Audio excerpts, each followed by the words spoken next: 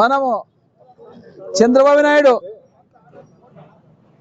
ఆయనే శ్రీవారి నెయ్యిలో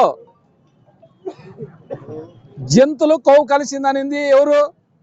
సాక్షాత్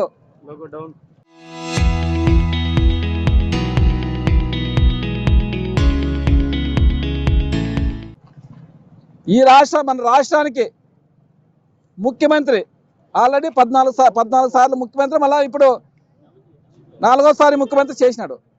అలాంటి వ్యక్తి ప్రధానమైన పదవిలో ఉన్న వ్యక్తి జంతువులు మన వెంకటేశ్వర స్వామి నెయ్యిలో జంతు కొవ్వు కలిసిందని ఆ రోజు మాట్లాడినాడు ఆయన. దాన్ని ప్రపంచ దేశాలే చాలా మనోభావాలు దెబ్బతిన్నాయి. మన ఇండియాలో కులాలకు అతీతంగా వెంకటేశ్వర స్వామి కొలుస్తారు. అలాంటిది హిందువుల మనోభావాలు దెబ్బతిన్నాయని సుప్రీంకోర్టు దాని మీద స్పందించి సిబిఐ ఈయన చంద్రబాబు నాయుడు సిట్ ఓపెన్ చేస్తే ఆయన మీద నమ్మకం లేక సుప్రీంకోర్టే అది కాదు, ఇది చాలా దుర్మార్గమైన చర్య, ఇది లేదు మేము సిబిఐ ఎంక్వైరీ చేస్తాము అనే విధంగా ఢిల్లీ నుంచి సిబిఐని ఎంక్వైరీ పంపించింది. మనమంతా యావత్ భారతదేశమే కాదు ప్రపంచ దేశాలు చూసినాయి. అలాంటిది ఈరోజు సిబిఐ కొన్ని శాంపుల్ పంపించినారు. ఆ శాంపుల్లో ఈ దీంట్లో జంతు కొవ్వు లేదు, నెయ్యిలో జంతువుల కొవ్వు లేదు అని క్లియర్గా సిబిఐ చెప్పింది. అంటే మేము లేము అధికారంలో, చంద్రబాబు నాయుడే అధికారంలో ఉండేది, మాట్లాడింది ఆయనే.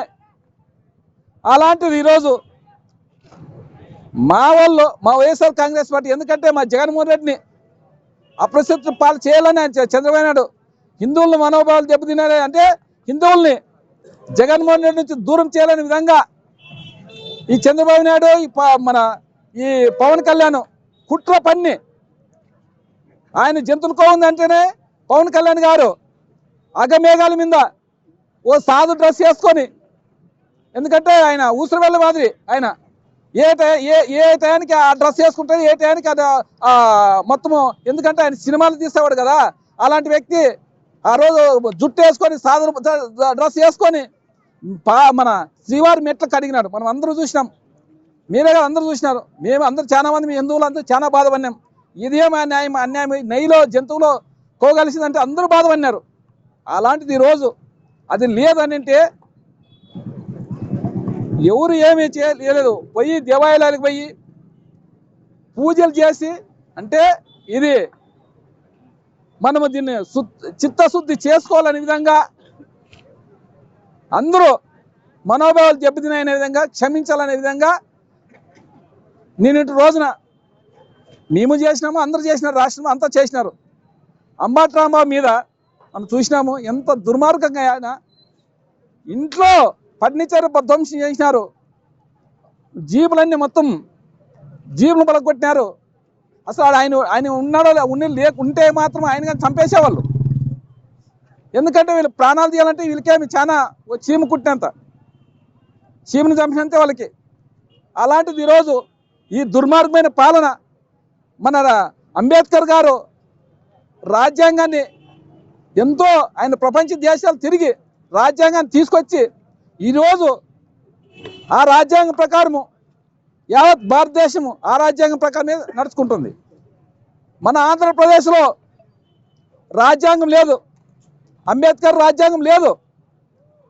ఆయన ఎన్నో ప్రపంచ దేశాలు తిరిగి దాదాపుగా 11 నెలలు శోధించి తిరిగినవన్నీ అవన్నీ పటాపంచలై ఈరోజు లోకేష్ గారు రెడ్ బుక్ రాజ్యాంగం నడుస్తుంది. ఆ రెడ్ బుక్ రాజ్యాంగంలో ఈరోజు గుంటూరులో నడి బొడ్డు మీద ఎస్పీలు ఉంటారు, డిఎస్పీలు ఉంటారు, డీజీపీ అక్కడే దగ్గర ఉన్నారు. ఇది ఏం అరాచక పాలన, ఇదేం అరాచక పాలన ఇది అంతా. అసలు సినిమాలో జరుగుతుందా ఇది? సినిమాలో అంత బీభత్సంగా జరుగుతుంది.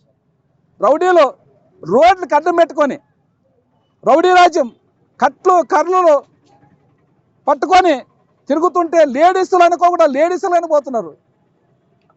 ఇంత అటవిక పాలన జరుగుతుంటే మళ్ళీ డీజీపీ గారు ఏం చేస్తున్నారు? అట్లా అడే ఉండి ఎస్పీ గారికి మాజీ హోంమంత్రి రాత్రి 15 నిమిషాలు డోర్ దగ్గర నిలబడింది ఆమె.